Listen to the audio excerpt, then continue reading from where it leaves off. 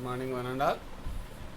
This is Ram Tirupati, Government Degree College, Manur, Department of Commerce. ఈరోజు మనం చెప్పుకునే పాఠము కంపెనీ ఖాతాలు. అంటే కంపెనీ ఖాతాలు అంటే 1956 జాయింట్ స్టాక్ కంపెనీ చట్ట ప్రకారం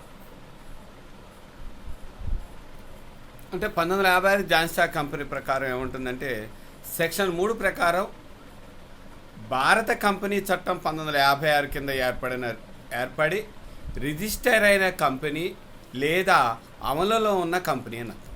అంటే కంపెనీ అనేది ఏంటి? కృత్రిమమైనటువంటి వ్యక్తి, అంటే మానవుడు సృష్టించినటువంటి కల్పిత వ్యక్తి కంపెనీ. కంపెనీ ఏదేచ్ఛగా అంటే మానవుడికి ఏ విధమైతే హక్కులు ఉన్నాయో కంపెనీకి కూడా అదే విధంగా పూర్తి హక్కులనే ఉంటాయి. అయితే కంపెనీకి అధికార ముద్ర పారంపరికారం అనేది ఉంటుంది. అసలు కంపెనీ లక్ష్యం ఏంటంటే, కంపెనీ అనేది కొంతమంది వ్యక్తుల యొక్క స్వచ్ఛంద సంఘం. అలానే కంపెనీ ప్రత్యేకంగా న్యాయత్వం ఉంటుంది. తన సొంత పేరుతో ఆస్తులను కొనడం, అమ్మడం చేయవచ్చు. తన సొంత పేరుతో ఇతరులతో కాంట్రాక్ట్ చేసుకోవడానికి కూడా కంపెనీకి అవకాశం అనేది కలిగి ఉంటుంది. అలాగే కంపెనీకి పారంపర్యాధికారం, స్వయం ప్రతిపత్తి కలదు. అలానే ఎంతోమంది వాటాదారులతో నిరవధికంగా వ్యాపార వ్యవహారాలు కొనసాగించడానికి కంపెనీకి పూర్తి స్వేచ్ఛ అన్నది. అంటే కంపెనీలో ఒక సభ్యుడు మరణించినా లేదా దివాలా తీసినా మతిస్థిమితం పోయినా కంపెనీ మనుగడకి ఏ విధమైనటువంటి ఇబ్బంది అనేది ఉండదు. అలానే కంపెనీలో వాటాదారులు రుణ బాధ్యత వారు తీసుకున్న వాటాలు ముఖ విలువకు మాత్రమే పరిమితమై ఉంటుంది. అదే ప్రైవేట్ కంపెనీ తప్ప కంపెనీల వాటాలని వేరే కంపెనీలతో వాటాలని అంటే పబ్లిక్ కంపెనీల వాటాన్ని స్వేచ్ఛగా బదిలీ చేసుకునే అవకాశం అనేది కలిగి ఉంటుంది. అలానే కంపెనీ యాజమాన్యానికి, నిర్వహణకు, అలానే వాటాదారులైతే యాజమాన్యులైతే నిర్వహణ వారిచే ఎన్నుకోబడి బోర్డ్ ఆఫ్ డైరెక్టర్ చేతిలో కంపెనీ అనేది ఉండడానికి అవకాశం అనేది ఏర్పడింది.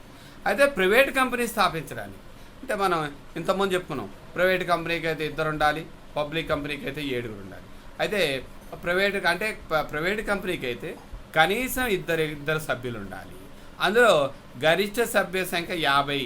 అదేవిధంగా పబ్లిక్ కంపెనీ అయితే 7, గరిష్టం ఏంటంటే అపరిమితం. అంటే కంపెనీ చట్ట ప్రకారం అంటే కంపెనీలో మనకి 5 రకాల మూలధనాలు ఉంటాయి. 1 అధీకృత మూలధనం, 2 చందాయన మూలధనం, 3 ఏమో జారీ చేసిన మూలధనం, 4 పిలిచిన మూలధనం, 5 చెల్లించిన మూలధనం. అంటే అధీకృత మూలధనం అంటే సంస్థలో ఉన్నటువంటి మొత్తం మూల, అంటే దీనిని ఏమంటారంటే నామమాత్రం లేదా నమోదైన మూలధనం అని కూడా అంటారు.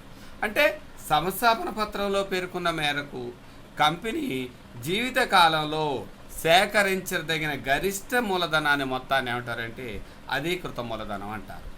కంపెనీ ఈ గరిష్ట పరిమితికి లోబడి తన అవసరాలను బట్టి వివిధ విడతలతో వాటాలను జారీ చేసి మూలధనాన్ని సేకరిస్తుంది. దీన్ని ఏమంటారంటే అధీకృత మూలధనం అంటారు. రెండవది చందాయన మూలధనం. అంటే చందాయన మూలధనం అంటే జారీ చేసిన వాటాలలో ప్రజలు ఎంత మేరకు చందా చేయడానికి లేదా కొనుగోలు చేయడానికి సిద్ధపడతారో లేదా దరఖాస్తు చేస్తారో అట్టి వాటా విలువను ఏమంటారంటే చందాయన మూలధనం అని అంటారు.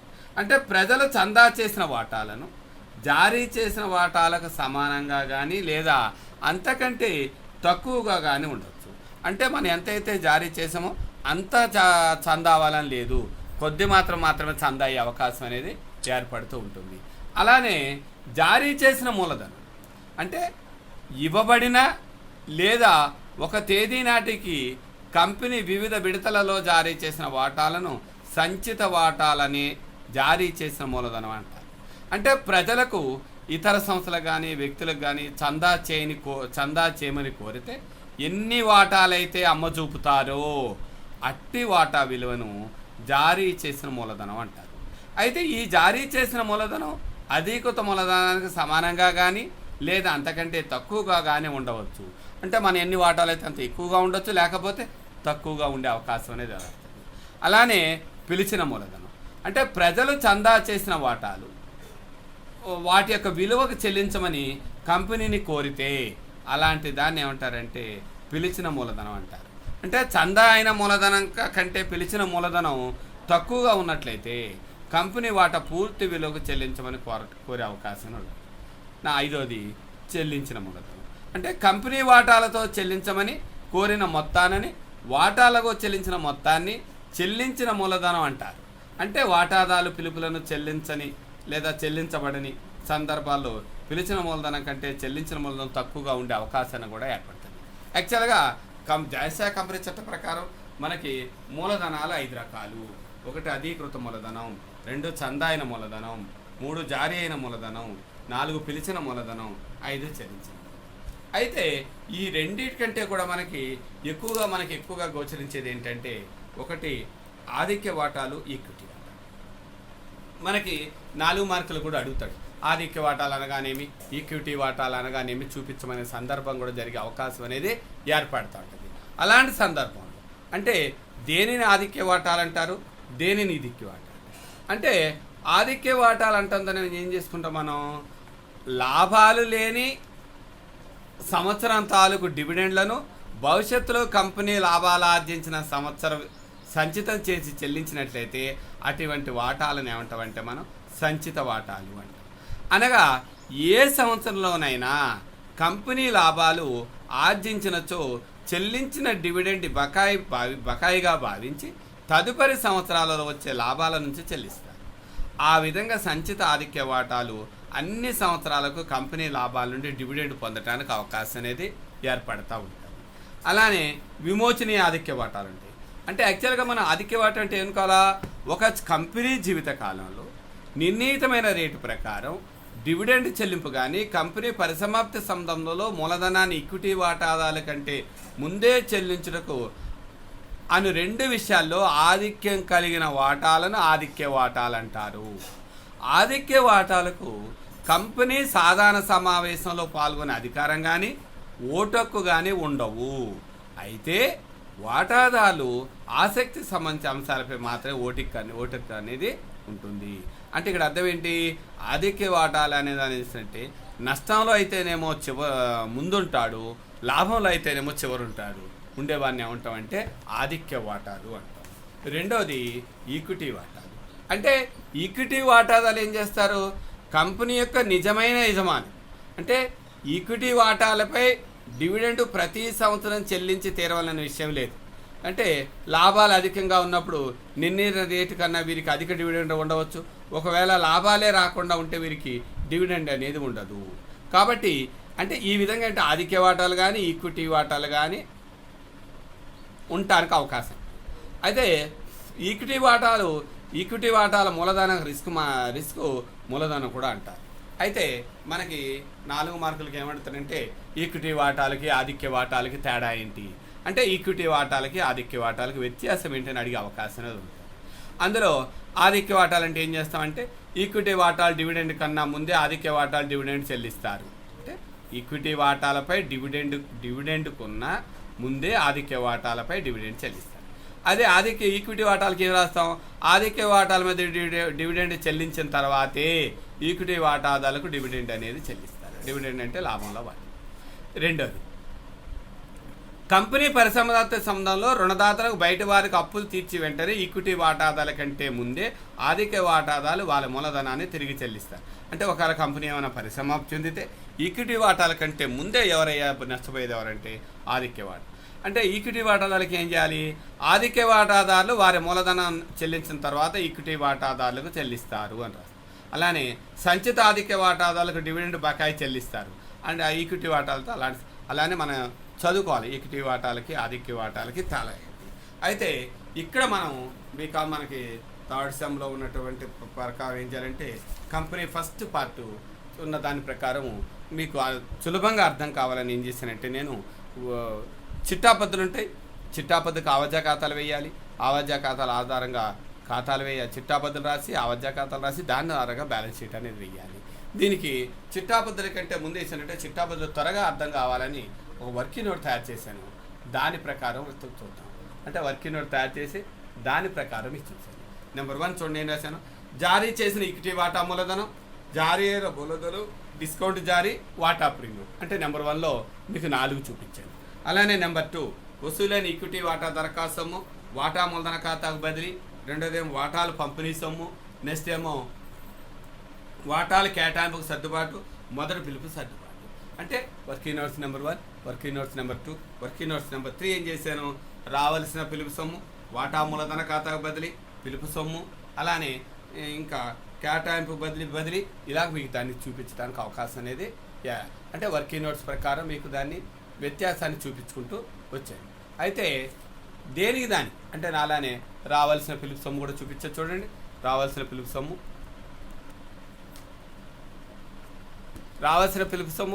మొదటి పిలుపు సొమ్ము, పిలుపుల్లో బకాయి, అలానే రావాల్సిన తుది పిలుపు, వసూలైన తుది పిలుపు, పిలుపుల్లో బకాయి. అలానే వాటా జప్తు చేసినప్పుడు ఏం చేశాను, వాటా మూలధన ఖాతా డెబిట్, వాటా జప్తు ఖాతా క్రెడిట్, పిలుపుల్లో బకాయి ఖాతా క్రెడిట్. అలానే ఒకవేళ జప్తుని తిరిగి జారిస్తే బ్యాంక్ ఖాతా డెబిట్, జారీ చేసిన నష్టం డెబిట్, జారీ వల్ల లాభం డెబిట్, మూలధన ఖాతాకు బదిలీ. అలానే ఒకవేళ ప్రీమియంతో జప్తు చేస్తే వాటా మూలధన ఖాతా డెబిట్, వాటా ప్రీమియం ఖాతా డెబిట్, వాటా జప్తు ఖాతా క్రెడిట్, పిలుపుల బకాయి ఖాతా క్రెడిట్. అలానే ఒకవేళ జప్తుని ఏం చేస్తానంటే మూలధన ఖాతా క్రెడిట్.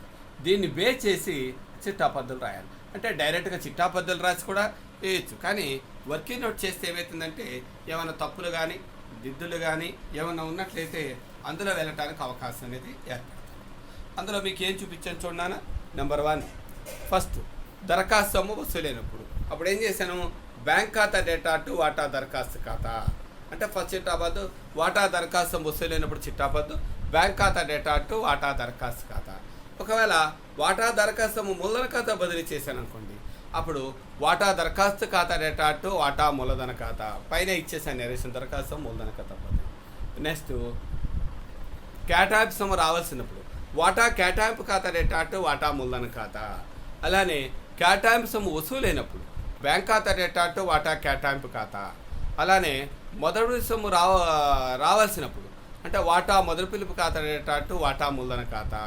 అదే మొదటి పిలుపు ఒకవేళ బకాయితే వసూలైంది అనుకోండి, అంటే బ్యాంక్ ఖాతా డేటా పిలుపులో బకాయి ఖాతా డేటా టు వాటా మొదటి పిలుపు ఖాతా. ఒకవేళ పిలుపులో బకాయి లేకపోయినట్లయితే బ్యాంక్ ఖాతా డేటా టు వాటా మొదటి పిలుపు ఖాతాను రాస్తే సరిపోతుంది. ఒకవేళ పిలుపులో బకాయి ఉన్నట్లయితే బ్యాంక్ ఖాతా డేటా పిలుపులో బకాయి ఖాతా డేటా టు వాటా మూలధన ఖాతా. అలానే చివరి పిలుపు సొమ్ము రావాల్సినప్పుడు అంటే వాటా చివరి పిలుపు ఖాతా డేటా టు వాటా మూలధన ఖాతా. అయితే చివరి పిలుపు సొమ్ము వసూలైందనుకోండి, అప్పుడు బ్యాంక్ ఖాతా డేటా పిలుపుల్లో బకాయి ఖాతా డేటా టు వాటా చివరి పిలుపు ఖాతా అని చూపించారు. అలానే చిట్టాపద్దులు ఒకవేళ ప్రీమియంతో సొమ్ము రావాల్సిందనుకోండి, వాటా కేటాయింపు ఖాతా డేటా టు వాటా మూలధన ఖాతా టు వాటా ప్రీమియం ఖాతా. అలానే ప్రీమియంతో సహా వసూలైనప్పుడు చూపించాను. అలానే బ్యాంక్ ఖాతా డేటా టు వాటా కేటాయింపు ఖాతా, కేటాయింపు సొమ్ము ప్రీమియంతో వసూలైనప్పుడు. అలానే ప్రీమియం సొమ్ము రావాల్సి ఉన్నట్లు చూపకుండా వసూలైన మాత్రమే నమోదైంది అనుకోండి, వాటా కేటాయింపు ఖాతా డేటా టు వాటా మూలధన ఖాతా అంటే అక్కడ నెరేషన్ రాశాను, రావాల్సిన కేటాయింపు సొమ్ము ప్రీమియం మినహా. అలానే కేటాయింపు సొమ్ము వసూలైంది అనుకోండి, బ్యాంక్ ఖాతా డేటా వాటా కేటాయింపు ఖాతా డేటా టు వాటా ప్రీమియం ఖాతా. అలానే వాటా జప్తు చేసామనుకోండి, జప్తు చేసినప్పుడు వాటా మూలధన ఖాతా డేటా టు వాటా జప్తు ఖాతా టు పిలుపుల్లో బకాయి ఖాతా. జప్తు చాలా ఇంపార్టెంట్, ఎగ్జామ్లో 4 మార్కులు కూడా అడుగుతాడు. జప్తు చిట్టాపద్ధతులు రాయమని తీరి అడగచ్చు, లెక్క కూడా అడిగే అవకాశం అనేది ఉంటుంది. అప్పుడు వాటా నామాత్ర విలువకు జారీ చేసే జప్తు చేసినప్పుడు వాటా మూలధన ఖాతా డేటా టు వాటా జప్తు ఖాతా టు పిలుపుల్లో బకాయి ఖాతా. అలానే ఒకవేళ ప్రీమియంతో ఉందనుకోండి, ఇదేని వాటా మూలధన ఖాతా డేటా వాటా ప్రీమియం ఖాతా డేటా టు వాటా జప్తు ఖాతా టు వాటా టు పిలుపుల ఖాతా రాస్తాం. ఒకవేళ జప్తును తిరిగి జారీ చేసుకోండి, అంటే బ్యాంక్ ఖాతా డేటా టు వాటా జప్తు ఖాతా డేటా టు వాటా మూలధన ఖాతా. అలానే అంటే ఒకవేళ జప్తు అంటే వాటా జప్తు ఖాతా డేటా టు అమ్మకందారుల ఖాతాను కూడా రాయొచ్చు. అలానే బోనస్ వాటా జారీ చేస్తారు, వాటాదారులకు బోనస్ ఖాతా డేటా టు వాటా మూలధన ఖాతా. అక్కడ ఇచ్చే చూడండి, నోట్ అని ఇచ్చాను. ప్రస్తుతం ఉన్న పాక్షికంగా చెల్లించిన వాటాలను పూర్తిగా చెల్లించిన బోనస్ నుండి సర్దుబాటు చేసినప్పుడు అనుకోండి, అంటే చివరి పిలుపు రావాల్సినప్పుడు చివరి పిలుపు ఖాతా డేటా టు వాటా మూలధన ఖాతా. చివరి పిలుపుకు బోనస్ సర్దుబాటు చేశారు అనుకోండి, వాటాదారులకు బోనస్ ఖాతా డేటా అంటే చివరి పిలుపు. అంటే నగదు కాకుండా అంటే నగదు కాక ఇతర ప్రతిఫలాలను వాటాదారులకు జారీ చేస్తే వాటాలను పరిచయ పత్రం ద్వారా నగదుకు జారీ చేయడమే కాక స్థిరాస్తులకు పేటెంట్లకు మొదలగు ఆస్తులకు అమ్మి వ్యక్తులకు కూడా అట్టి ఆస్తులను ప్రతిఫలం కింద జారీ చేయవచ్చు. అంతేకాక కొన్ని వాటాలను కంపెనీ వ్యవస్థాపకులకు వారి సేవలకు గుర్తింపుగా ప్రతిఫలం తీసుకొనొచ్చు. మనం ఏం చేయాలంటే చిట్టాబద్దు అంటే ఆస్తి కొన్నామనుకోండి, ఆస్తి ఖాతా డేటా అట్టు అమ్మకందారు ఖాతా. అదే అమ్మకందారు పుస్తకాలు ఏముంటుంది, అమ్మకందారు ఖాతా డేటా అట్టు వాటా మూలధన ఖాతా. ఒకవేళ అతని సేవలకు కానీ మనం ఏమైనా వాటాల కింద జారీ చేసాను, గుడ్విల్ ఖాతా డేటా అట్టు వాటా మూలధన ఖాతా. అలానే డిబెంచర్లు జారీ చేశానుకోండి, అంటే బ్యాంక్ ఖాతా డేటా అట్టు డిబెంచర్ల ఖాతా. అక్కడ ఇచ్చేసాను నాన్న దేనికి దానికి. డిబెంచర్ల డిస్కౌంట్తో జారీ చేసి నామాత్ర విలువకు తిరిగి చేశానుకోండి, బ్యాంక్ ఖాతా డేటా డిబెంచర్ల జారీపై డిస్కౌంట్ ఖాతా డేటా టు డిబెంచర్ల ప్రీమియం ఖాతా. ఒకవేళ డిబెంచర్లను ప్రీమియంతో జారీ చేస్తే అప్పుడు బ్యాంక్ ఖాతా డేటా టు డిబెంచర్ల ఖాతా టు డిబెంచర్ల ప్రీమియం ఖాతా. అలానే డిబెంచర్ల నామాత్ర విలువతో కానీ డిస్కౌంట్తో జారీ చేసి ప్రీమియంతో విమోచన చేస్తే బ్యాంక్ ఖాతా డేటా టు డిబెంచర్ల జారీపై నష్టం ఖాతా డేటా టు డిబెంచర్ల ఖాతా టు డిబెంచర్ల ప్రీమియం ఖాతా. ఇది మనకున్నటువంటి. అలానే డిబెంచర్ల విమోచనం అయిందనుకోండి, డిబెంచర్ల విమోచన ప్రీమియం ఖాతా డేటా టు డిబెంచర్ల దారుల ఖాతా. అలానే డిబెంచర్ల దారుల ఖాతా డేటా టు బ్యాంక్ ఖాతా. అలానే ఒక డిబెంచర్లు జారీ చేశారనుకోండి, అంటే జారీ చేసినప్పుడు ఏం చేయాలి, బ్యాంక్ ఖాతా డేటా టు డిబెంచర్ల ఖాతా మన పుస్తకాలు ఉంటాయి. ఒకవేళ అది విమోచనం అయితే డిబెంచర్లు డిబెంచర్ల క్రెడిట్ అయింది కాబట్టి ఇప్పుడు డిబెంచర్లు డెబిట్ చేయాలి, డిబెంచర్ల ఖాతా డేటా టు బ్యాంక్ ఖాతా. అలానే బ్యాంక్ ఖాతా డేటా టు డిబెంచర్ల ఖాతా టు డిబెంచర్ల ప్రీమియం ఖాతా. ఇలాగ మనం ఈ చిట్టాబద్దులు చదువుకుంటే చిట్టాబద్దులు చేయడానికి అవకాశం అనేది ఏర్పడతా ఉంటుంది. మనం ఏం చేద్దామంటే దీన్ని బేస్ చేసి కొన్ని లెక్కలు రాయడానికి ప్రయత్నం చేద్దాం. అయితే ఒకసారి లెక్క చూద్దాం నాన్న. స్వదేశీ లిమిటెడ్ వాటా ఒక్కటికి 10 రూపాయలు గల 5 లక్షల వాటాలను 5 లక్షల వాటాలు 50 లక్షల అధికృత మూలధనంతో నమోదైంది. 4 లక్షల వాటాలు జారీ చేసిన చెల్లింపు క్రింద విధంగా నడవాలి. ఏమన్నాడు, 2 రూపాయల దరఖాస్తుపై, 3 రూపాయలు మొదటి పిలుపై, 3 రూపాయలు కేటాయింపై, 2 రూపాయలు చివరి పిలుపై. ప్రజలు 3000 వాటాలకు దరఖాస్తులు పెట్టారు, వీటిని కేటాయించాం. మొదటి పిలుపు 10,000 వాటాలపై, చివరి పిలుపు 15,000 వాటాలపై తప్ప కేటాయింపు పిలుపు సొమ్ము మీద రావాల్సిన మొత్తం వసూలైంది. చిట్టాపద్దులు రాసి ప్రారంభ హస్తపెట్టుకు చూద్దాం. ఇక లెక్కను మనం ఒకసారి చూద్దాం. మొత్తం మన దగ్గర ఎంత, 5 లక్షల వాటాలు ఉన్నాయి. వాటి ఖరీదు ఎంత అంటే 50 లక్షల రూపాయలు. అయితే మనకి 5 లక్షల వాటాలు మన దగ్గర ఉంటే మనం ఎన్ని వాటాలు జారీ చేసాం, 4 లక్షల వాటాలు మాత్రమే జారీ చేసాం. 4 లక్షల వాటాలు మన దగ్గర ఉంటే అంటే 5 లక్షల వాటాలు ఉన్నాయి, 4 లక్షలు అమ్మడానికి మార్కెట్లో పెట్టాం. మనకి ఎన్ని వాటాలు అమ్మాం, 3 లక్షల వాటాలు మాత్రమే అమ్మాం. అంటే ఇప్పుడు లెక్క మనకి ఎందుకు రావాలి, 3 లక్షల వాటాలకు మాత్రమే లెక్క మనకి సరిపోవాలి. ఈ 3 లక్షల వాటాలు ఎలా వస్తాయి, దరఖాస్తుపై 2 రూపాయలు, కేటాంపై 3 రూపాయలు, మొదటి పిలుపై 3 రూపాయలు, చివరి పిలుపై 2 రూపాయలు. అందులో మనకి మొదటి పిలుపులోనేమో మొదటి దాంట్లోనేమో 10,000 వాటాలు రాలేదు, రెండో దాంట్లో చివరి పిలుపులేమో 15,000 వాటాలు రాలేదు. దీనిని మనం చేసే ముందు మీకు ఇందాక వర్కింగ్ నోట్ చెప్పాను కదా, ఆ వర్కింగ్ నోట్స్ ఒకసారి చూద్దాం. వర్కింగ్ నోట్లో మనం చూస్తే తొందరగా అర్థం కాదు. ఫస్ట్ చూడండి ఏం రాశాను, అధీకృత మూలధనం 5 లక్షల వాటాలు, వాటా ఒక్కటికి 10 రూపాయలు చొప్పున 50 లక్షలు. మనం 5 లక్షల వాటాలు అంటే ఎన్ని జారీ చేసాము, 4 లక్షలు జారీ చేసాము. అందుకనే జారీ చేసిన వాటాలు 4 లక్షలు ఇంటూ 10 రూపాయలు. మనకి ఎన్ని వాటాలకు చందా అయింది, 3 లక్షల వాటాలు మాత్రమే అయినది. అంటే 3 లక్షలు ఇంటూ 10. జాగ్రత్త చూడాలి, మొత్తం 5 లక్షల వాటాలు ఉన్నాయి. మనం 5 లక్షల వాటాలు ఉంటే 4 లక్షలు అమ్మటానికి మార్కెట్లో తీసుకెళ్ళాం. 4 లక్షలు మన దగ్గర ఉంటే ఎన్ని లక్షలు కొన్నారు ప్రజలు, 3 లక్షలు మాత్రమే కొన్నారు. అదే చూపించాను. రెండో దాంట్లో వసూలైన కేటాంశం ఎంత, 3 లక్షల వాటాలు, వాటా ఒక్కటికి 2 రూపాయలు. అంటే ఏం చేశాను నాన్న మీకు నేను, 3 లక్షలు ఇంటూ 2 రూపాయలు. అలానే వాటా మూలధన ఖాతా ఎమ్మటే మనం ఏం చేయాలంటే వసూలైన దరఖాస్తుని మూలధన ఖాతా బదిలీ చేయాలి. అందుకని వాటా మూలధన ఖాతాకి ఏం చేశానంటే మళ్ళీ 6 లక్షల రూపాయలు బదిలీ చేశాను. రావాల్సిన కేటాంశం ఎంత, 3 లక్షలకి 3 రూపాయలు చెప్తున్నాను. వసూలైంది ఎంత అంటే రావాల్సిందే 3 రూపాయలు, వసూలైందేమో 3 రూపాయలు. అదే చూపించాను. ఇక్కడ మొదటి పిలుపు జాగ్రత్తగా చూడాలి. రావాల్సిన మొదటి పిలుపు ఎంత, 3 లక్షల వాటాల్లో మనకి 3 రూపాయలు చొప్పున రావాలి. కానీ 10,000 వాటాలు రాలేదని క్లియర్గా చెప్పాడు కాబట్టి అంటే వసూలైనంత మనకి 2,90,000 మాత్రమే.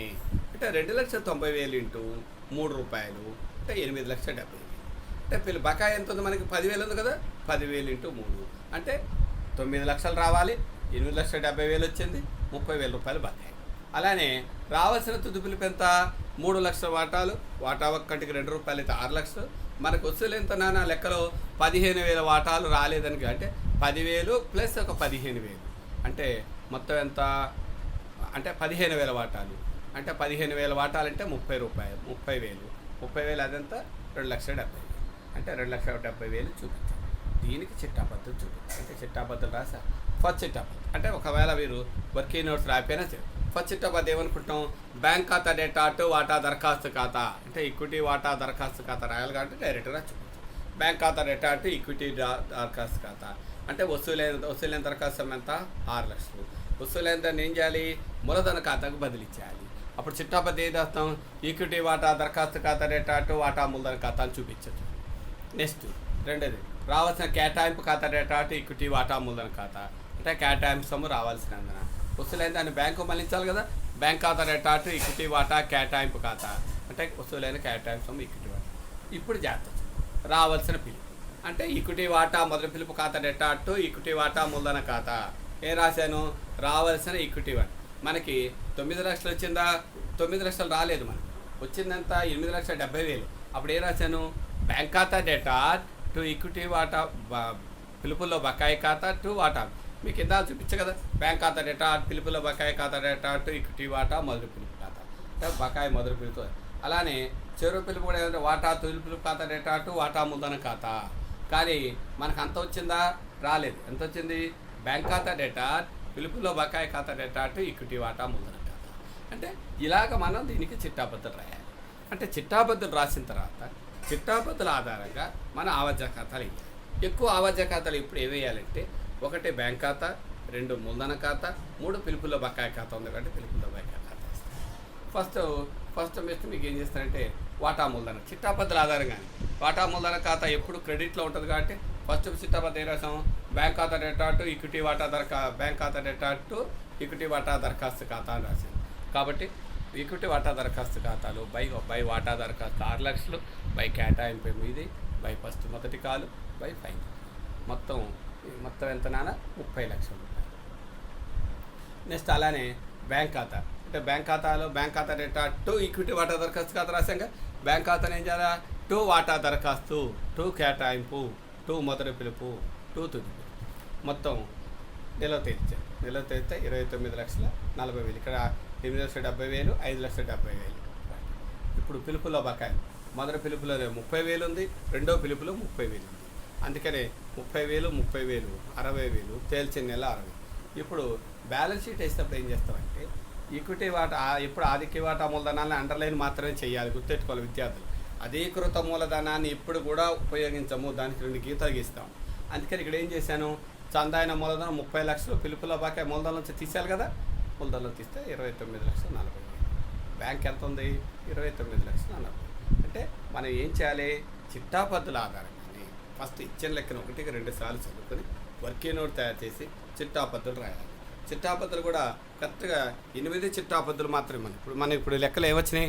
ఫస్ట్ చిట్టాపద్ధతి బ్యాంక్ ఖాతా డేటా టు వాటా దరఖాస్తు ఖాతా రాశాను. రెండోది వాటా దరఖాస్తు ఖాతా డేటా టు వాటా మూలధన ఖాతా రాశాం. రెండోది వాటా కేటాయింపు ఖాతా డేటా టు వాటా మూలధన ఖాతా, బ్యాంక్ ఖాతా డేటా టు వాటా మూలధన ఖాతా, వాటా మొదటి పిలుపు ఖాతా డేటా టు వాటా మూలధన ఖాతా, బ్యాంక్ ఖాతా డేటా పిలుపులో బకాయి ఖాతా డేటా టు వాటా మూలధన ఖాతా, వాటా చివరి పిలుపు ఖాతా డేటా టు వాటా మూలధన ఖాతా, తర్వాత బ్యాంక్ ఖాతా డేటా పిలుపులో బకాయి ఖాతా డేటా టు వాటా చివరి మూలధన. అంటే దాని ద్వారా చిట్టాపద్ధతులు వేసి మనం ఏం చేసామంటే ఆవాజ్య ఖాతాలు తయారు చేస్తాం. అలానే ఇంకో లెక్క చూద్దాం. అంటే లెక్కని 1కి 2 సార్లు చదివితే మనకి తొందరగా అర్థమవుతుంది.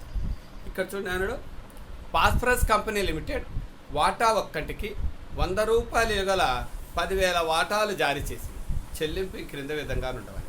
దరఖాస్తుపై ₹30, కేటాయింపుపై ₹20, మొదటి పిలుపుపై ₹20, చివరి పిలుపుపై ₹30. ప్రజలు 1,500 వాటాలకు దరఖాస్తులు పెట్టారు. లెక్క చూడండి, మన దగ్గర 10,000 వాటాలు జారీ చేసాం. మనకి ఎన్ని వాటాలకు దరఖాస్తులు వచ్చినాయి? 15,000 వాటాలకు దరఖాస్తులు వచ్చినాయి. అయితే కేటాయింపు కింది విధంగా ఉన్నాయి. 8,000 వాటాలకు పూర్తిగా కేటాయించాం. 5,000 వాటాల్లో 2,000 మాత్రమే కేటాయించాం, 3,000 వాపసు పంపాం. మిగిలిన దరఖాస్తులు ఏమీ లేవు. చివరి పిలుపు చేసాం. వాటాల జారీ షరతు ప్రకారం దరఖాస్తుపై ఎక్కువగా వచ్చిన డబ్బులు కేటాయింపుకు పిలుపులకు సర్దుబాటు. అంటే మనకి ఎక్కువగా వచ్చిన డబ్బులు ఏంటంటే వాపసు ఇవ్వకుండా అది వాటా మొదటి పిలుపుకి చివరి పిలుపుకి సర్దుబాటు చేసుకుంటాం. దరఖాస్తుపై ఎక్కువగా వచ్చినప్పుడు కేటాయింపుకు పిలుపులకు సర్దుబాటు చేయవచ్చు.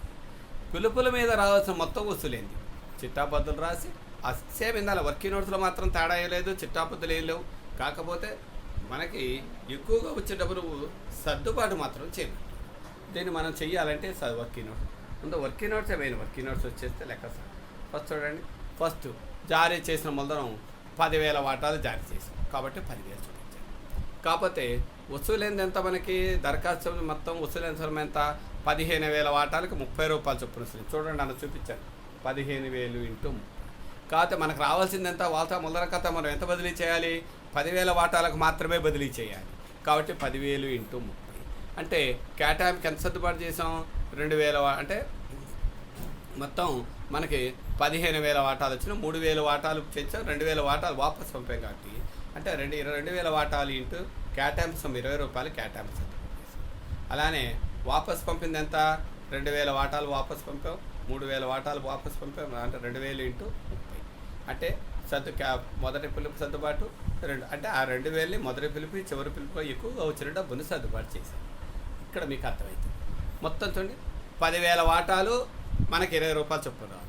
ఆల్రెడీ మన దగ్గర సర్దుబాటు ఫస్ట్లో మనం ఏం చేసాం 40,000 ముందుగానే తీసుకున్నాం కాబట్టి అంటే ఇంకెంత రావాలి మనకి 1,60,000 అంటే మొత్తం 2 లక్షలు రావాలి. 2 లక్షల్లో సర్దుబాటు ఇంతకుముందే మనకి 40,000 వచ్చింది కాబట్టి 40,000 పోను మిగతాది ఎంత 1,60,000 ఇంకా రావాలి.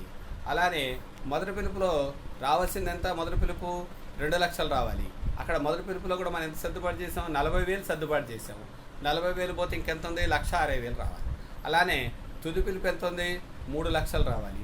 తుది పిలుపులో ఎంత సర్దుబాటు చేసుకున్నాం పైన మనం 10,000 సర్దుబాటు చేసుకున్నాం అంటే 10,000 పోతే ఇంకెంత ఉంది మన దగ్గర 2,90,000 రావాలి. అంటే ముందుగా వచ్చే మనకి కేటాయింపులోనే ముందుగా వచ్చింది కాబట్టి ఆ డబ్బును వాపసు పంపకుండా మనం ఏం చేసామంటే అది దరఖాస్తులో వచ్చిన డబ్బుని అంటే కేటాయింపులోను మొదటి పిలుపులోను చివరి పిలుపులో కూడా సర్దుబాటు చేసుకున్న తర్వాత దాన్ని చిట్టబడి చూడండి రాసాం. ఫస్ట్ చిట్టాలు బ్యాంక్ ఖాతా డేటా టు వాటా దరఖాస్తు ఖాతా. రెండోది వాటా దరఖాస్తు ఖాతా డేటా మనకి ఎంత వచ్చింది 4,50,000 వచ్చింది అక్కడ. టు వాటా మూలధన ఖాతా, టు కేటాయింపు ఖాతా, టు మొదటి పిలుపు ఖాతా, టు తుది పిలుపు ఖాతా, బ్యాంక్ ఖాతా అంటే వాపస్ మనకు 4,50,000 వచ్చింది.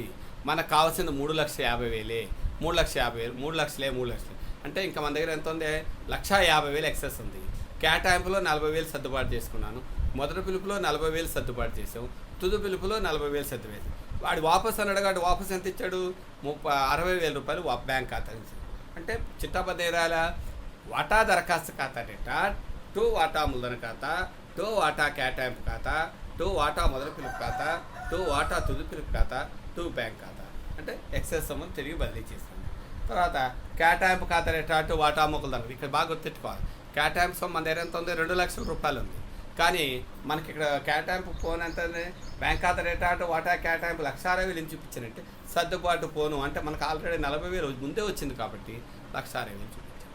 అలానే వాటా మొదటి పిలుపు ఖాతా డేటా టు వాటా మూలధన ఖాతా సేమ్ 2 లక్షలు చిట్టాపద్దు బ్యాంక్ ఖాతా డేటా టు మొదటి పిలుపు ఖాతా 1,60,000 అది 40,000 పోయింది కాబట్టి. అలానే వాటా తుది పిలుపు ఖాతా డేటా టు వాటా మూలధన ఖాతా అంటే బ్యాంక్ ఖాతా డేటా అంటే 10,000 రూపాయలు సర్దుబాటు చేసుకున్నాం కాబట్టి బ్యాంక్ ఖాతా డేటా టు తుది పిలుపు ఖాతా చూపించాం. తర్వాత దీన్ని పే చేసి ఏం చేసుకున్నాం అంటే ఫస్ట్ వాటా మూలధన ఖాతా వేసాం. వాటా మూలధన ఖాతా చూడడానికి ఒకసారి అంటే ఎప్పుడు మూలధన ఖాతాలో క్రెడిట్లోనే ఉంటాయి డెబిట్. ఎందుకంటే చిట్టాపద్దు బ్యాంక్ ఖాతా డేటా టు వాటా దరఖాస్తు ఖాతా ఎప్పుడు వాటా మూలధన ఖాతా క్రెడిట్లోనే ఉంటుంది. కాబట్టి మనం ఏం చేసాం బై వాటా దరఖాస్తు ఖాతా అంటే వాటా దరఖాస్తు ఖాతా డేటా టు వాటా మూలధన ఖాతా. అలానే వాటా కేటాయింపు ఖాతా డేటా టు వాటా మూలధన ఖాతా, వాటా మొదటి పిలుపు ఖాతా డేటా టు వాటా మూలధన ఖాతా, వాటా తుది పిలుపు ఖాతా డేటా టు వాటా మూలధన అంటే వాటా దరఖాస్తు, వాటా కేటాయింపు, వాటా మొదటి పిలుపు, వాటా అంటే తేల్చిన నిల్వ తెచ్చిన నిల్వ 10. తర్వాత ఏం చూపించాలా బ్యాంక్ ఖాతా. బ్యాంక్ ఖాతాలు అన్ని డెబిట్లో ఉంటాయి కాబట్టి అంటే బ్యాంక్ ఖాతా డేటా టు వాటా దరఖాస్తు ఖాతా, బ్యాంక్ ఖాతా డేటా టు వాటా కేటాయింపు ఖాతా, వాటా మొదటి పిలుపు ఖాతా, వాటా ఇక్కడ వాపస్ పంపాం కదా 60,000 రూపాయలు కాబట్టి బై దరఖాస్తు చేస్తే చాలా వ్యత్యాసం ఎంత 10 లక్షలు. ఇప్పుడు మన బ్యాలెన్స్ షీట్ ఎంత 10 లక్షలు. అంటే ఎప్పుడైనా సరే ఎక్కువగా వచ్చిన డబ్బులు ఏం చేస్తే వాపస్ పంపితే ఎప్పుడు కూడా కేటాయింపులోనే మాత్రమే ఈ సర్దుబాట్లన్నీ కూడా ప్రతి ఒక్కరు కేటాయింపులోనే సర్దుబాట్లు అనేవి చేయాలి. అంటే లెక్క చేసే ముందు 1కి 2 సార్లు చేస్తే మనం ఏ లెక్కన చేయడానికి అవకాశం. ఈ లెక్క చూడనా, 2005 ఏప్రిల్ 1న ఫాస్ఫరస్ కంపెనీ లిమిటెడ్ డైరెక్టర్లు ₹10 ఇవాళ 1,00,000 వాటాలను వాటా ఒక్కటికి ₹13 చెల్లించినట్టుగా, అంటే దరఖాస్తుపై ₹6 ప్రీమియం బ్రాకెట్లో ప్రీమియంతో ₹3తో కలిపి అంటే ₹10 అన్నట్టు. ₹3 కేటాయింపు, మిగిలిన మొత్తం 2005 అక్టోబర్ 1న జారీ చేశారు. దరఖాస్తులు 1,60,000 వాటాలకు వచ్చింది. వసూలైన నగదులో 80,000 వాపసు చేసి దరఖాస్తుపై ఎక్కువగా వచ్చిన డబ్బులు కేటాయింపులో కొంత చెల్లింపునకు ఉపయోగించారు. 100 వాటాలు కేటాయించిన ఒక వాటాదారుడు పిలుపై డబ్బు చెల్లించకపోటుచే అతని వాటాలను జప్తు చేసి పై వ్యవహారాలకు చిట్టాబడుతున్నాయి. ఇక్కడ ఏముంది, మొత్తం ₹1,00,000 వాటాలు ఉన్నాయి. మనం ₹10 చొప్పున అమ్మాలి, కానీ ప్రీమియంతో కలిపి ₹13కి అమ్మాం. అందులో యాక్చువల్గా మనకి ఏంటంటే 1,20,000 వాటాలకి వాపసు వచ్చాయి, డబ్బులు వచ్చినాయి. అందులో మనం 80,000 ఏమో వాపసు పంపిస్తాం. ఒక 100 వాటాల వాడు మనకు డబ్బులు కట్టకపోతే అలాంటి వాటాలు ఏం చేసామంటే జప్తు చేసాం. చూడండి, వర్క్ నోట్ చూస్తే మీకు అర్థమైపోతుంది. నెక్స్ట్ నెంబర్ 1, నానా జారీ చేసిన మూలధనం అంటే మొత్తం 10,000 వాటాలు ₹10 చొప్పున. ప్రీమియం ఎంత ఉంది అంటే 1,00,000 వాటాలు ₹10 చొప్పున. ప్రీమియం ఎంత ఉంది, 1,00,000 × ₹3. మొత్తం వసూలైంది ఎంత, 1,30,000 వాటాలకు దరఖాస్తులు వచ్చినాయి. అంటే 1,30,000 × 13 వేసి ప్రీమియంకి బదిలీ ఎంత, 1,00,000 × 3. మన మూలధన ఖాతాకి ఎంత బదిలీ చేయాలి, 1,00,000 × 3, మొత్తం ₹6 కాబట్టి ఇది 3 అడుగు. వాపస్ ఎంత పంపేసాం, 80,000 పంపాం. అంటే మొత్తం మనకి 7,20,000 వచ్చింది. అందులో 3,00,000 ఏమో ప్రీమియం కింద బదిలీ చేసాం, 3,00,000 ఉంటాయి అంటే 6,00,000. 6,00,000 పోతే ఇంకెంత ఉంది మన దగ్గర, ₹1,20,000 ఉంది. ₹1,20,000 మనం ఏం చేశాం నాన్న, 80,000 ఏమో వాపస్ ఇచ్చాం. అంటే మిగిలింది ఎంత, 40,000 కాబట్టి 40,000 కేటాయింపుకు సర్దుబాటు చేసాం. అలానే రావాల్సిన కేటాయింపు సొమ్ము అంటే 1,00,000 × 3. వసూలైన కేటాయింపు సొమ్ము అంటే అక్కడ బ్రాకెట్లో రాశాను మీకు, సర్దుబాటు పోను అంటే యాక్చువల్గా అయితే మనకు 3,00,000 రావాలి, కానీ ₹40,000 ఇంతకు ముందే వచ్చింది కదా, అంటే ఇక రావాల్సింది ఎంత, ₹60,000 అంటే ₹2,60,000. అలానే రావాల్సిన పిలుపు సొమ్ము 1,00,000 × 4. వసూలైన పిలుపు అంటే వసూలైన పిలుపు సొమ్ము 100 వాటాలు ఒకడు కట్టలేదు అంటే 1,00,000 ఒకకపోతే 99,900 మాత్రమే వచ్చినాయి అంటే × 4 అంటే బకాయి ఎంత, ₹4. దీన్ని బేస్ చేసి అంటే ఇప్పుడు వాటాలు ఈ లెక్కలో కొత్తగా మనకేముందంటే వాటాలు జప్తు చేసాం. జప్తు చూడండి ఏ రాశాను, వాటా మూలధన ఖాతా డెబిట్, వాటా జప్తు ఖాతా క్రెడిట్, పిలుపులో బకాయి ఖాతా క్రెడిట్. అంటే ఏం చేశాను, వాటా మూలధన ఖాతా డెబిట్ అంటే మొత్తం మనకి 100 వాటాలకి ₹10 చొప్పున రావాలి, కానీ మనకు వచ్చింది ఎంత, 100 × ₹6 మాత్రమే కట్టాడు. అంటే మొదటి పిలుపు దరఖాస్తు సొమ్ము కేటాయింపు సొమ్ము కట్టాడు. పిలుపులో బకాయి ఎంత, ఇంకా మనకి ఎంత కట్టాలా, ₹4 కట్టాలి. ఆ ₹4 అందుకని అక్కడ మొత్తం ఏమో మనకి ₹1,000 రావాలి, వాడు జప్తు చేసిందేమో 600, మనకి బకాయి ఎంత అంటే 4. తర్వాత ఇప్పుడు దీనికి చిట్టాపత్రం, ఫస్ట్ చిట్టాపత్రం ఇంతకుముందు రాని బ్యాంక్ ఖాతా రేట్ అటు వాటా దరఖాస్తు ఖాతా చూడండి 7,20,000 7,00,000. తర్వాత ఈ చూడండి వాటా దరఖాస్తు ఖాతా రేటా టు వాటా మూలధన ఖాతా టు వాటా ప్రీమియం ఖాతా టు బ్యాంక్ ఖాతా టు వాటా కేటగిరీ. ఇందాక చూపించాను 6,00,000, 3,00,000 ఏమో వాటా మూలధనం, 3,00,000 ఏమో ప్రీమియం, 80,000 ఏమో వాపస్ పంపాం, 40,000 ఏమో కేటాయింపు. తర్వాత వాటా కేటాయింపు ఖాతా డేటా టు వాటా మూలధన ఖాతా అంటే కేటాయింపు సొమ్ము రావాల్సినది. మనకి వచ్చిందంతా బ్యాంక్ ఖాతా డేటా టు వాటా కేటాయింపు ఖాతా అంటే పై 40,000 ఆల్రెడీ ముందే వచ్చింది కాబట్టి ఇంకెంత రావాలి, ₹2,60,000 రావాలి. అలానే పిలుపులో బకాయి ఖాతా డేటా టు వాటా మూలధన ఖాతా అంటే మనకు బకాయి ఎంత ఉందంటే బ్యాంక్ ఖాతా డేటా అంటే రావాల్సిన పిలుపు మొదటి పిలుపు ఉంది కదా అంటే వాటా మొదటి పిలుపు ఖాతా డేటా టు వాటా ఖాతా వసూలైంది ఎంత, బ్యాంక్ ఖాతా డేటా పిలుపులో బకాయి ఖాతా డేటా టు వాటా మొదటి పిలుపు ఖాతా అదే పిలుపు సొమ్మన్న మొదటి పిలుపు. తర్వాత వాటా మూలధన ఖాతా డేటా టు వాటా జప్తు ఖాతా టు పిలుపుల్లో బకాయి జప్తుకు చిట్టాపత్తు కొత్తగా మనకి లెక్కలు వచ్చాయి. ఇందాక అలానే ఫస్ట్ ఏం చేశాను, ఈక్విటీ వాటా మూలధన ఖాతా వేసాను అంటే బై వాటా దరఖాస్తము బై కేటాయింపు బై పిలుపు సొమ్ము. డెబిట్లో టు వాటా జప్తు టు పిలుపుల బకాయి ఖాతా చిట్టాపత్తు ఆధారంగానే ఆవద్య ఖాతాలు వేయాలి. తేల్చిన నిలవ 9,99,000. దీనికి బ్యాంక్ ఖాతా వేసాను టు దరఖాస్తము కేటాయింపు టు పిలుపు సొమ్ము బై దరఖాస్తు. కేటాయింపు ఎంత అంటే 12,99,000. దీనికి బ్యాలెన్స్ షీట్ వేసినప్పుడు చూడనా వాటా మూలధన ఖాతా 9,99,000, వాటా ప్రీమియం 3,00,000 ఉంది. మనం జప్తు చేసాం కదా జప్తు 600, మొత్తం కలిపితే 12,99,600. బ్యాలెన్స్ షీట్ ఎంత ఆస్తులు ఎంత వచ్చిందంటే 12,99,000. 2006. నెక్స్ట్ ఇంకో లెక్క చూడండి.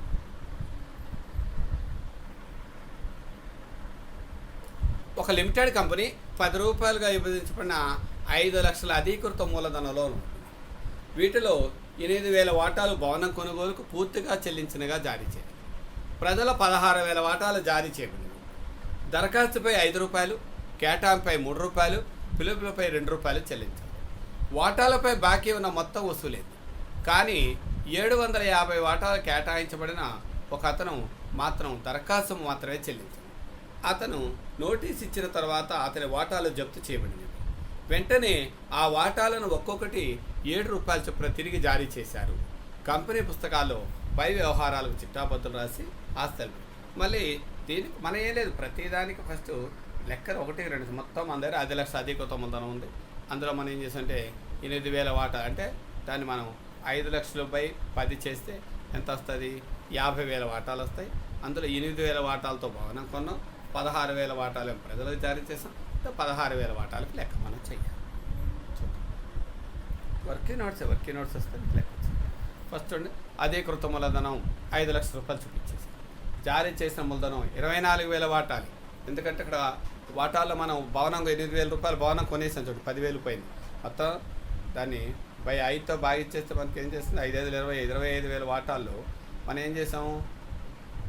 1000 వాటాలతో అంటే మొత్తం 10 అంటే 80,000 వాటాలు కొనేసాం. జారీ చేసింది ఎంత అంటే 2 లక్షలు ఇంటూ 10 రూపాయలు అంటే 2,40,000. ఇప్పుడు చూడండి వసూలైన దరఖాస్తు మొత్తం ఇప్పుడు చూడండి మొత్తం 16,000 వాటాలు జారీ చేసాం. 16,000 ఇంటూ 5 మూలధన ఖాతా బదిలీ 16,000 ఇంటూ 5. రావాల్సిందేమో 16,000 ఇంటూ 3.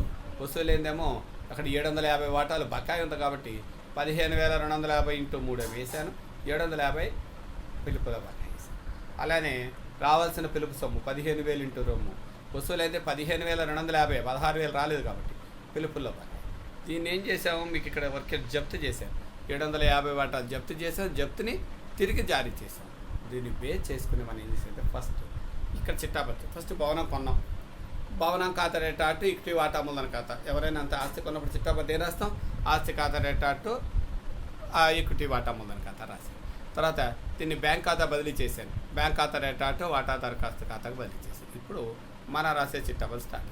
నేను రాసాం ఫస్ట్ వాటా దరఖాస్తు ఖాతా రేట్ అటు వాటా మూలధన ఖాతా. తర్వాత వాటా కేటాయింపు ఖాతా రేట్ అటు వాటా మూలధన ఖాతా. బ్యాంక్ ఖాతా రేటా పిలుపుల బకాయి ఖాతా రేట్ అటు వాటా మూలధన ఖాతా. తర్వాత రావాల్సిన పిలుపు సొమ్ము ఖాతా రేట్ అటు ఈక్విటీ వాటా మూలధన ఖాతా. బ్యాంక్ ఖాతా రేటా పిలుపులో బకాయి ఖాతా రేట్ అటు రావాల్సిన పిలుపు సొమ్ము ఖాతా. తర్వాత జప్తు చిట్టాపత్తి ఇంతకుముందు చెప్పుకున్నాం కదా, వాటా మూలధన ఖాతా టు వాటా జప్తు ఖాతా టు పిలుపుల బకాయి ఖాతా.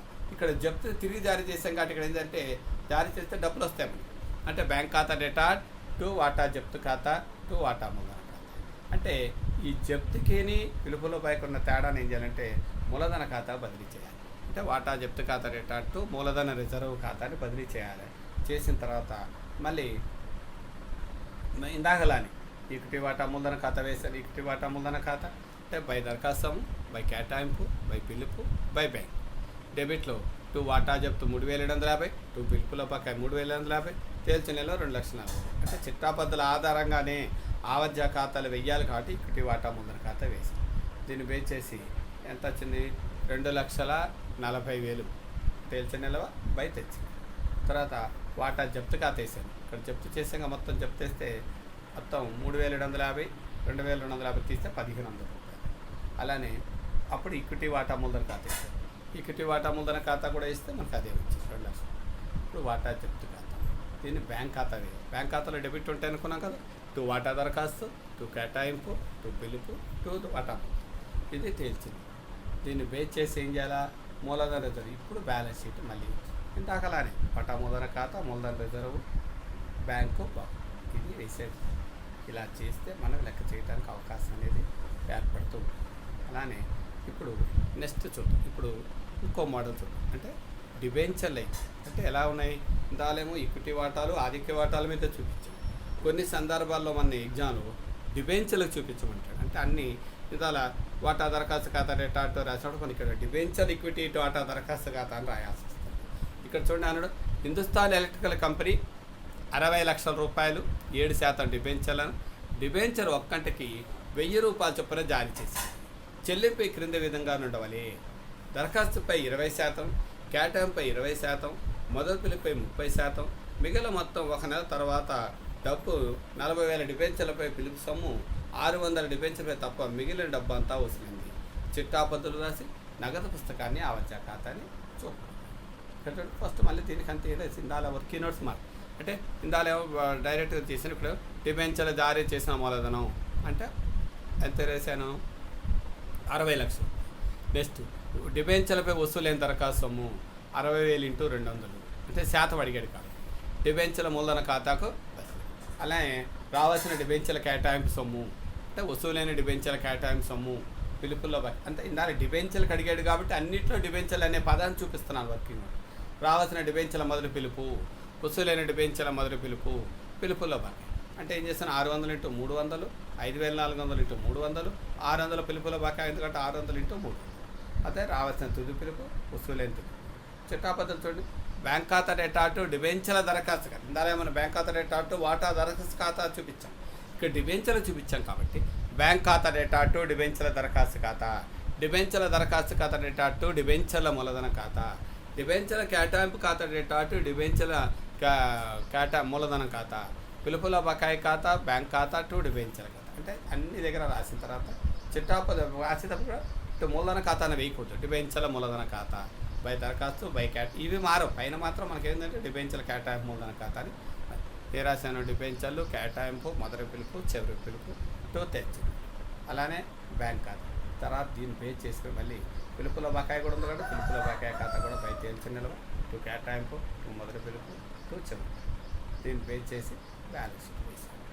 ఇది అంటే ఒకటి చిట్టాపద్ధతుల ప్రకారం ఒకటి డిబెంచర్లు కడితే చేయాల్సింది ఏంటంటే ఇది మనం చేయాల్సిన లెక్క. అంటే లెక్క చేసే ముందు కూడా మనం 1-2 సార్లు చదివితే ఆ లెక్క ఏం చేయాలనేది అర్థం కావడానికి అవకాశం అనేది ఉంటుంది. ఇక్కడ చూడనా ఎక్స్ లిమిటెడ్ వారు 2,006% డిబెంచర్లను ఒక్కొక్కటి 100 రూపాయల చొప్పున జారీ చేశారు. దిగువన ఇవ్వబడిన అంశాలను అనుసరించి చిట్టాపద్ధతులు మరియు ఆస్తుల పట్టికలో తయారు చేయడం అంటే చిట్టాపద్ధతులు ఏ విధంగా చూపిస్తే ఆస్తుల పట్టిక అదే వస్తుంది. నెంబర్ 1 డిబెంచర్లు సమవిలువకు జారీ చేసి విమోచనం చేస్తే. నెంబర్ 2 డిబెంచర్లు 5% డిస్కౌంట్కు జారీ చేసి సమవిలువకు విమోచనం చేస్తే. 3 డిబెంచర్లను 6% ప్రీమియంకు జారీ చేసి సమవిలువకు విమోచనం చేస్తే. 4 డిబెంచర్లను సమవిలువకు జారీ చేసి 6% ప్రీమియంకు విమోచనం చేస్తే. 5 డిబెంచర్లను 5% డిస్కౌంట్కు జారీ చేసి మరియు 5% ప్రీమియంకు విమోచనం చేయాలి. ఇప్పుడు చూద్దాం ఫస్ట్ బిట్ ఒక్కో బిట్ చూద్దాం. డిబెంచర్లను సమవిలువకు జారీ చేస్తే మీకు అయినా కూడా ఫస్ట్ బిట్ కూడా రాసి పెడతా తెలియదు దానికి చూడండి. ఫస్ట్ బిట్ డిబెంచర్లను సమవిలువకు జారీ చేస్తే ఫస్ట్ ఇట్ అవద్దు ఏంటంటే బ్యాంక్ ఖాతా డేటా టు డిబెంచర్ల ఖాతా అక్కడ రాసి చూడండి. బ్యాంక్ ఖాతా డేటా టు డిబెంచర్ల ఖాతా అంటే 2,000 డిబెంచర్లు ఒక్కటికి 100 రూపాయలతో జారీ చేయాలి. ఒకవేళ అది రెండో చిట్టవద్దు డిబెంచర్ల ఖాతా డేటా టు డిబెంచర్ల దారులకు ఎప్పుడు డిబెంచర్ల దారులకు బదిలీ చేయాలి. ఆడేనాడు విమోచనం చేస్తాను అంటే డిబెంచర్ల దారులు ఇప్పుడు ఏం చేయాలంటే డెబిట్ చేయాలి. అంటే డిబెంచర్ల దారుల ఖాతా డేటా టు బ్యాంక్ ఖాతా లేదా డిబెంచర్ల ఖాతా బాగా గుర్తుపెట్టుకోండి. అంటే ఒక్కొక్క దానికి ఇప్పుడు మనం 3 చిట్టాపద్ధతులు రాయాలి. ఫస్ట్ బ్యాంక్ ఖాతా డేటా టు డిబెంచర్ల ఖాతా డిబెంచర్లు జారీ చేసాం. తర్వాత డిబెంచర్ల ఖాతా డేటా టు డిబెంచర్ల దారుల ఖాతా డిబెంచర్ల దారులకు బదిలీ చేశారు. తర్వాత ఒకవేళ విమోచనం చేస్తే అంటే వాళ్ళకి ఇచ్చేస్తే అంటే విమోచనం చేస్తే ఏం చేయాలా డిబెంచర్లు ఏం చేయాలంటే ఇప్పుడు డిబెంచర్ల దారిని డెబిట్ చేయాలి. అందుకని మనం ఏం చేయాలా డిబెంచర్ల దారుల ఖాతా డేటా టు బ్యాంక్ ఖాతా అని రాశాం. అది ఫస్ట్ చిట్టా. రెండోది డిబెంచర్లు 5% డిస్కౌంట్తో జారీ చేసి నామమాత్ర విలువతో విమోచనం చేస్తే అంటే చిట్టాపద్ధతి ఏ రాయాలప్పుడు బ్యాంక్ ఖాతా డేటా ఇక్కడ డిస్కౌంట్ ఉంది కదా డిస్కౌంట్ నష్టం కాబట్టి డెబిట్ అంటే బ్యాంక్ ఖాతా డేటా డిస్కౌంట్ ఖాతా డేటా టు డిబెంచర్ల ఖాతా. రెండోది ఇందాలు ఏం చెప్పాను డిబెంచర్ దారులకు బదిలీ చేయాలిగా అప్పుడు డిబెంచర్ల ఖాతా డేటా టు డిబెంచర్ల దారుల ఖాతా అంటే నెక్స్ట్ విమోచనం అయింది కాబట్టి డిబెంచర్ల దారుల ఖాతా డేటా టు బ్యాంక్ ఖాతా ప్లస్ మనకి 2 లక్షలకు రావాలి 10,000 రూపాయలు లాభనష్టాల ఖాతా బదిలీ చేయాలి కాబట్టి లాభనష్టాల ఖాతా బదిలీ చేసినప్పుడు ఏం చేసినట్టే లాభనష్టాల ఖాతా డేటా టు డిబెంచర్ల దారిపై డిస్కౌంట్ ఖాతా. మళ్ళొకసారి చెప్తాను. ఫస్ట్ డిబెంచర్ల జారీ చేద్దాం అంటే డిస్కౌంట్ బ్యాంక్ ఖాతా డేటా, డిస్కౌంట్ ఖాతా డేటా టు డిబెంచర్ల ఖాతా. రెండవది డిబెంచర్ల ఖాతా డేటా టు డిబెంచర్లదారుల ఖాతా. 1,90,000, 10,000, 2 లక్షలు. ఇంకేమో 2 లక్షలు, 2 లక్షలు. తర్వాత డిబెంచర్లదారుల ఖాతా డేటా టు బ్యాంక్ ఖాతా, డిబెంచర్లు బ్యాంక్ ఖాతా బదిలీ చేస్తాను. ఇక్కడ మరి డిస్కౌంట్ లాభ నష్టాల ఖాతా బదిలీ చేయాలి కాబట్టి చిట్టాపతి ఏ రాశాను, లాభ నష్టాల ఖాతా డేటా టు డిబెంచర్ల జారీపై డిస్కౌంట్ ఖాతా 10,000. నెక్స్ట్ మూడోది 6% ప్రీమియంతో జారీ చేయబడి నామమాత్ర విలువకు విమోచన చేయాలి. ఇక్కడ ఏమన్నాడు, ప్రీమియం అంటే లాభం కాబట్టి క్రెడిట్లో ఉంటుంది, ఇందులో డిస్కౌంట్ నష్టం కాబట్టి ఎట్టుందో మనకి డెబిట్లో ఉంటుంది. అప్పుడు చిట్టాపతి ఏ రాయాలా, బ్యాంక్ ఖాతా డేటా టు డిబెంచర్ల ఖాతా టు డిబెంచర్ల ప్రీమియం ఖాతా. ఎంత అన్నాడు, 2 లక్షల మీద 6% కాబట్టి 12,000, అంటే 12,000 ప్రీమియం ఖాతా వచ్చింది. రెండో చిట్టాబాదు డిబెంచర్ల ఖాతా డేటా టు డిబెంచర్లదారుల ఖాతా. మూడోది డిబెంచర్లదారుల ఖాతా డేటా టు బ్యాంక్ ఖాతా. ఇక్కడ నాలుగోది ప్రీమియం ఉంది కాబట్టి దానికి చిట్టాబాదు చూపించాలి కాబట్టి అప్పుడు ప్రీమియం అంటే లాభం కాబట్టి ఏం చేస్తానంటే ప్రీమియం ఖాతా డేటా టు లాభ నష్టాల ఖాతా అని చూపుతాను. అలాగే డిబెంచర్ల నామాత్ర విలువతో 5% ప్రీమియంతో విమోచన. అప్పుడు బ్యాంక్ ఖాతా డేటా టు డిబెంచర్ల జారీపై నష్టం ఖాతా టు డిబెంచర్ల ఖాతా టు ప్రీమియం ఖాతా, అంటే 10,000 రూపాయలు కూడా, అంటే ఏమన్నాడు నామాత్ర ఉంది 5% ప్రీమియంతో కూడా విమోచన చెందింది. రెండోది డిబెంచర్ల ఖాతా డేటా టు డిబెంచర్ల ప్రీమియం ఖాతా టు డిబెంచర్లదారుల ఖాతా. దీనికి మూడో చిట్టావతి ఏం చెప్పుకున్నాం మనం, డిబెంచర్లదారుల ఖాతా డేటా టు బ్యాంక్ ఖాతా. తర్వాత లాభ నష్ట ఖాతా నష్టం ఖాతా ఏం చేశాను, లాభ నష్టం ఖాతా డేటా టు డిబెంచర్ల జారీపై నష్టం. ఇక్కడ ఈ లాస్ట్ పద్ధతి చూడండి, డిస్కౌంట్ ఉంది, ప్రీమియం ఉంది, అప్పుడు రెండో వస్తాయి. బ్యాంక్ ఖాతా డేటా టు డిబెంచర్ల జారీపై నష్టం ఖాతా, బ్యాంక్ ఖాతా డేటా డిబెంచర్ల జారీపై నష్టం ఖాతా డేటా టు డిబెంచర్ల ఖాతా టు డిబెంచర్ల ప్రీమియం ఖాతా. అంటే 5% అంటే ఇదేమో 20,000, ఇదేమో 10,000, అంటే మొత్తం ప్రీమియం దగ్గర. నెక్స్ట్ డిబెంచర్ల ఖాతా డేటా టు డిబెంచర్ల ప్రీమియం ఖాతా టు డిబెంచర్లదారుల ఖాతా. 2,10,000, 2,10,000. నెక్స్ట్ డిబెంచర్లదారుల ఖాతా డేటా టు బ్యాంక్ ఖాతా, అంటే డిబెంచర్లదారుల ఖాతా డేటా టు బ్యాంక్ ఖాతా. నెక్స్ట్ లాభ నష్టాల ఖాతా డేటా టు డిబెంచర్ల జారీపై నష్టం ఖాతా. అంటే ఒకవేళ డిబెంచర్లు అడిగినట్లయితే ఈ 4 మార్కులకు ఎప్పుడైనా ఒక్క పద్దు అడిగి 4 మార్కులు కడుగుతాడు. అప్పుడు 3 పద్ధతులు అయితే కదా, ఫస్ట్ సెటప్ అయితే ఎప్పుడు కూడా డిబెంచర్ల ఖాతా డేటా టు డిబెంచర్లదారుల ఖాతా, తర్వాత డిబెంచర్ల ఖాతా డేటా టు బ్యాంక్ ఖాతా. మూడోది మాత్రం వాడు అడిగిన దాని ప్రకారం, అంటే ఏమేస్తాడు మనకి, బ్యాంక్ ఖాతా బలించాలి కాబట్టి లాభ నష్టాల ఖాతాకా లేకపోతే డిబెంచర్ల ఖాతాకా అని చూడాలి. అంటే ప్రతి అంశాన్ని అంటే 1-2 సార్లు చిట్టా పద్ధతులు అయితే లెక్కలు చేయగలము. లెక్కలు చేసేకుందు మీకు ఈజీగా అర్థం కావడానికి ఏం చేశాను, వర్కింగ్ నోట్స్ కూడా చూపించాను అందరికి అర్థం కాలని. ఆ వర్కింగ్ నోట్స్ ప్రకారం కూడా చూసుకొని చిట్టా పద్ధతులు కూడా వేసుకుని దాని ప్రకారం దీన్ని వేయడానికి అవకాశం అనేది ఏర్పడుతుంది. అంటే విద్యార్థులు ఏం చేయాలంటే ముందు చిట్టా పద్ధతులు డెఫినెట్గా చదవాలి, చదివితే లెక్క చేయడానికి ఆస్కారం అనేది ఏర్పడతా ఉంటుంది.